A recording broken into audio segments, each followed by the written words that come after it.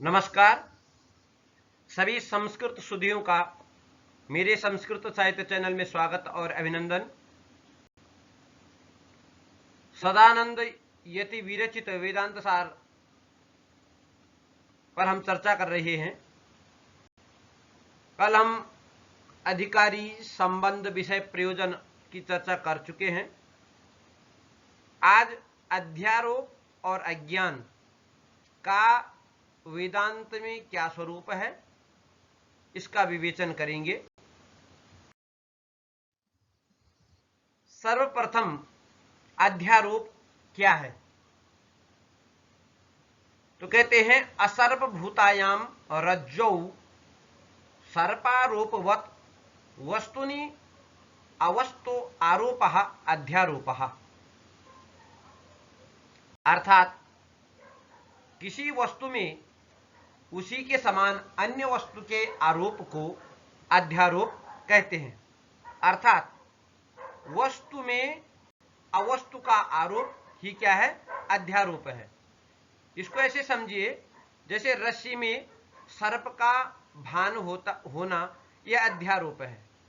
अंधेरे में पड़ी हुई रस्सी देखने वाले का रस्सी विषयक अज्ञान सर्प के आकार में परिणत हो जाता है, किंतु समीप जाकर भली भांति देखने से वह अज्ञान दूर होकर यह निश्चित हो जाता है कि वह सांप नहीं है, प्रत्युत रस्सी है।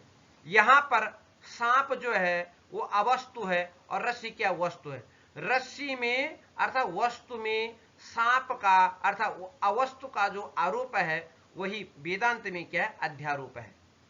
इसको ऐसे जानिए, स्वयं प्रकाश अनंत ब्रह्म रूपी वस्तु में अज्ञान तथा तज्जन्य संपूर्ण चराचर जगत रूपी अवस्तु भाषित होती है, किंतु ब्रह्म रूपी वस्तु के ज्ञान होने से जगत रूपी अवस्तु का भ्रम मिट जाता है। यही ब्रह्म रूपी वस्तु में जगत रूपी वस्तु अवस्तु का आरोप अध्यारोप, और इसी को वेदांत में विवर्तवाद के नाम से जाना जाता है। आगे अज्ञान के स्वरूप को कह रहे हैं।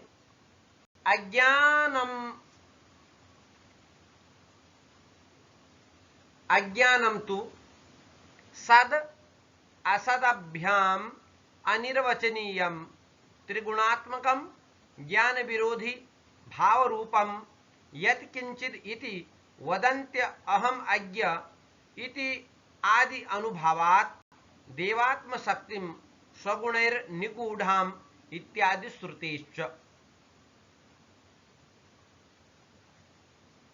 यहां पर वेदांत सारकार जो है सदानंद जी का कहना है, अध्यारोप में वस्तु और अवस्तु अपेक्षित है। अध्यारोप में रस्सी रूपी वस्तु में सर्प रूपी अवस्तु का अध्यारोप होने पर रस्सी वस्तु है और सर्प अवस्तु है। इसी प्रकार ब्रह्म और जगत संबंधी अध्यारोप में सर्वत्र और सर्वदा रहने वाला स्वयं प्रकाश चैतन्य स्वरूप आनंद स्वरूप ब्रह्म ही क्या है? वस्तु है। और अज्ञान तथा ज्ञान से उत्पन्न जड़ पदार्थ समूह जो कि दिखलाई देता है, सावयव होने के कारण नश्वर है और सब क्या है? अवस्तु है। इसी बात को स्पष्ट करने के लिए अज्ञानम ऐसे उसका निर्धारण करने के लिए कहा कि अज्ञानम तो अज्ञान कैसा है? तो अज्ञान न तो सत है न असत है। यदि सत होता, सबसे पहले न सत है, सत्य नहीं है। यदि सत होता अज्ञान तो वह सर्वदा और सब जगह रहता, सभी कालों में रहता, कभी भी किसी भी काल में बाधित नहीं होता। पर ऐसा नहीं है, क्योंकि यदि सत होता तो ब्रह्मबोध हो जाने पर उसका नाश हो जाता है, तो यह सत नहीं है। दूसरी बात आई, वह असत है। तो अज्ञान असत भी नहीं है, क्योंकि ऐसा होने पर वह जड़ पदार्थों के आभास आदि का कारण नहीं हो सकता। जैसे उदाहरण के लिए इंद्रियों से, हम चक्षु रूपी इंद्रियों से जगत का दर्शन करते हैं, परंतु ज्ञान होने पर उसका वह जो अज्ञान है वो मिट जाता है। अथवा असत इसलिए नहीं है क्योंकि समस्त जितने भी जड़ पदार्थ हैं उनके जो जितना भी उनके द्वारा आभास होता है उनका कारण क्या है, असत है। अर्थात जिनकी सत्ता ही नहीं वह किसी वस्तु का कारण कैसे बन सकता है, इसके अतिरिक्त उसकी प्रतीति होती है, इस कारण भी उसे असत नहीं कह सकते। अतः वह सच्चेन न बाध्येत असच्चेन न प्रतीयते। इस पर सत्व और असत्व दोनों रहित होने के कारण वह क्या है, अनिर्वचनीय है। इसलिए सत असत अनिर्वचनीयम, तो इसलिए कहा कि वह अनिर्वचनीय है। तो सत्य है वह अनिर्वचनीय क्यों है, उसका निर्वचन क्यों संभव नहीं है। तो अब संदेह होता है कि अज्ञान अनिर्वचनीय है और किसी भी प्रकार जाना नहीं जा सकता, तो उसकी सत्ता तो होनी नहीं चाहिए। तो उसके उत्तर में दे वह अज्ञान त्रिगुणात्मकम है। वह क्या है, त्रिगुणात्मकम है।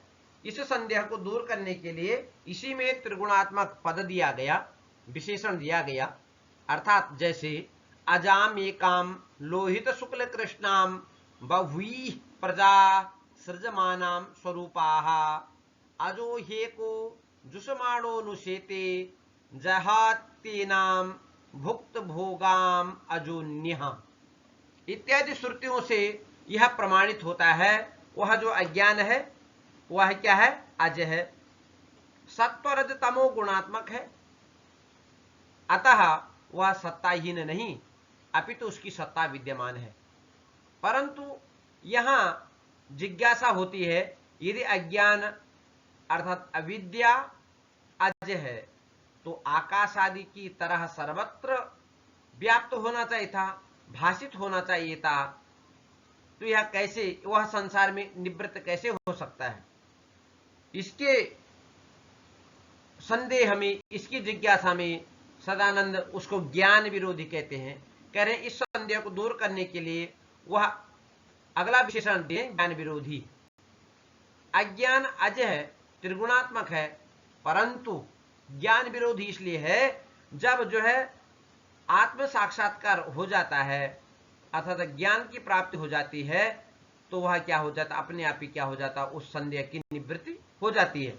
जैसे जो असत पदार्थ दिखाई दे रहे हैं, जब उनके बारे में ब्रह्म का जब ज्ञान हो जाता है तो असत पदार्थों से अपने आप ही निवृत्ति हो जाती है, अर्थात ज्ञान विरोधी है। गीता में कहा गया देवी हेसा गुणमयी मम माया दुरत्यया मामेव ये प्रपद्यन्ते माया मेताम तरन्ति। इस प्रकार यह अज्ञान अर्थात अविद्या कैसा है, त्रिगुणात्मकम भावरूपम, भावरूप है, किंतु वह ऐसा ही नहीं, यही है, इस प्रकार निश्चय करके प्रदर्शित नहीं किया जा सकता। इसलिए उसने कहा यत किंचित इति वदन्ति अहम अज्ञ। जब ऐसे कहा कि उसको यत्किंचित कहा गया अर्थात सर्वशक्तिमान वह कुछ विचित्र ही है, क्योंकि वह न तो सत है न सत है, न सत असत उभय रूप है, न सावयव है, न वह अज्ञान निरवयव है और न वह सावयव निरवयव उभय रूप है। अतः उसका किसी भी रूप में वर्णन नहीं किया जा सकता, इसी कारणों से अनिर्वचनीय कहा गया। प्रमाणों से उसको जानना वैसे ही है जैसे अत्यंत प्रकाश के द्वारा अंधेरे को देखना है। अर्थात प्रकाश के द्वारा वह देखा नहीं जा सकता। अंधेरा, प्रकाश के द्वारा अंधेरा को ढूंढा जा सकता है।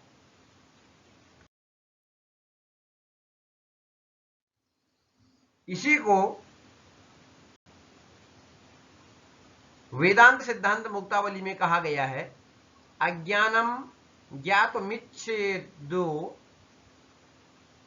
मानेनात्यंत मूढ़धीः सतु नूनम तमः पश्येद दीपेनोत्तम तेजसा।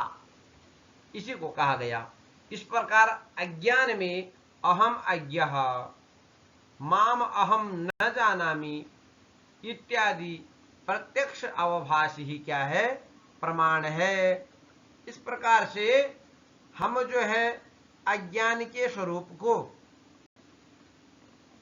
जाने कि वह न तो सत है न असत है, सत सत भी नहीं है, वह अनिर्वचनीय है और ज्ञान विरोधी है। यह हमारे को थोड़ा जानना है, क्योंकि शंकराचार्य आदि के मत में वह अजबी है। अजामेकाम लोहित शुक्ल कृष्णाम अथवा अव्यक्त नारी परमेश शक्ति अनाद्य विद्या त्रिगुणात्मिकाया कार्यानुमेया सुधियेव माया यया जगत सर्वमिदं प्रसूयते। अर्थात वह अव्यक्त नारी की तरह परमेश शक्ति है, अविद्या है, त्रिगुणात्मिका है। इस प्रकार से आज हमने केवल दो विषयों की चर्चा की, जिसमें एक है अध्यारोप, अर्थात वस्तु में अवस्तु का आरोप करना ही क्या है, अध्यारोप, जिसे वेदांत में विवर्तवाद के नाम से जाना गया। दूसरा अज्ञान। अज्ञान जो है वह सत असत, सत सत उभय भी नहीं है, वह क्या है, अनिर्वचनीय है। अनिर्वचनीय होने के साथ वह त्रिगुणात्मक है, ज्ञान विरोधी है, भाव रूप है, और यत् किंचित इति वदंती, अर्थात वह उसमें जब तक अज्ञान अविद्या का प्रभाव है तब तक उसमें क्या है, अविद्या का स्वरूप है, तब तक वह प्रत्यक्ष का अनुभव भी कराती है। परंतु ज्ञान होने पर उस अवस्तु का भान दूर हो जाता है और प्रत्यक्ष उस ब्रह्म की प्रतीति होती है। तो आज हमने केवल दो विषयों की चर्चा की। धन्यवाद, नमस्कार।